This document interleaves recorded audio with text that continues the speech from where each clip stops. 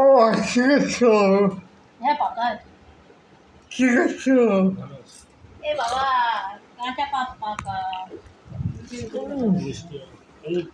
বেশি করতে হবে।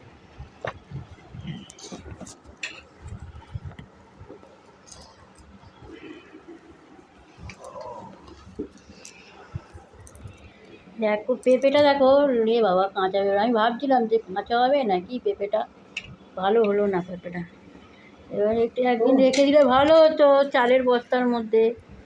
হ্যাঁ, তোমরা যদি পেঁপে যদি গোটা না খাও, যদি রেখে দিতে চাও ফ্রিজে, তাই এরমভাবে কাটবে, কেটে আর এরমভাবে উল্টে ফ্রিজে রেখে দেবে, ঠিক আছে? এরমভাবে সোজাভাবে রাখবে না, মাছি মাছি করে এরমভাবে রাখবে, তো রাখলে যাবে না। তো তাহলে আমাদের কী রান্না হচ্ছে? আর এই যে পুঁই শাকের চচ্চড়ি হবে। পুঁই শাক দেখো, এক কারি পুঁই শাক বাড়িতে থাকলে না, খালি এই উল্টো পাল্টা। ডাঁটা আছে, বললাম ডাঁটা একটু পোস্ত হবে না, পুঁই শাক করবে। এই যে বাড়িতে আছে, কী করছো?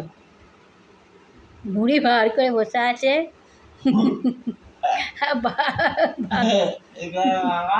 এটা আমার বাবা, বাবাকে তো চেনে না, এটা আমার বাবা। দেখুন এখন খাবো পেঁপেটা, এই যে কাটবো পেঁপে আর